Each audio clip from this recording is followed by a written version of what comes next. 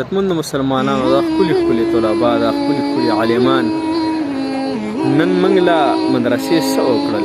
نن موږ له مدرسې انجینر را نه کو، نه موږ له ډاکټر را کو، نه موږ له یو چوت سیزدان را کو، بلکې مدرسې موږ له یو مفتي را کړی دی چې زموږ د مسلو حل راوباسي. نن موږ له مدرسې یو ښکلی امام را کړی چې زموږ منبر او مصلی سنبال کړی دی. د حضور صلی الله علیه وسلم منصب یې سنبال کړی دی او حضور پاک صلی الله علیه وسلم چې د دواړو جهانو سردار دی. حضور پاک صلی الله علیه وسلم فرمایلی دی چې دا علما زما وارثان دي. چې یو نبی خپل بنده ته و چې دا زما وارث دی، یو عالم ته و چې دا زموږ وارث دی، نو موږ ته پکې بیا د خبرو کول څه حق دی؟ د دې علماو قدر وکړو، د دې مولیانو قدر وکړو.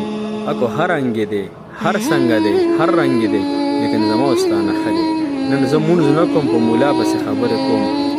نن زما څه حیثیت دی چې زه په مولیانو پسې لګیم؟ عزتمند مسلمانانو، من تشبه بقوم فهو منهم، الامر مع من احب. مولیانو سره محبت وکړئ. او حدیث مبارک کې راځي وي دا مولیان به الله جل شانه د قیامت په ورځ هم زموږ په کار راولي. هغه څنګه؟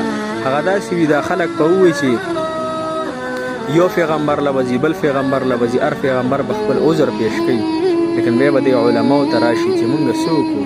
علما به وکړي چې حضور پاک صلی الله علیه وسلم ته راځئ په جمع ورځو چې هغه الله جل شانه درخواست وکړي. نو حضور پاک صلی الله علیه وسلم به په سجده باندې پرېوځي او غونډه داسې حمد او ثنا به بیان کړي چې مخکې به دا هجرتنۍ بیان کړي. الله جل شانه به ته دا په هغې ټایم باندې ورنصیب کړي. راځه چې دې خلکو سره مینه وکړو، محبت سره وکړو. او دا څونه ښکلي ګلان دي. دوی نن دستربندي وشوه، دې ته هرکلی وایو، دې ته مبارکي وایو. شیخ محمد قاسم صاحب زموږ استاد هغوی ته هم هرکلی مبارکي وایو. او الله جل شانه دوی با عمل عالمان کي، دین د عیان لیکي او د خپل دین کار دې موږ ټولو نه واغستلی. جزاک الله خیره. الله جل شانه خوشحاله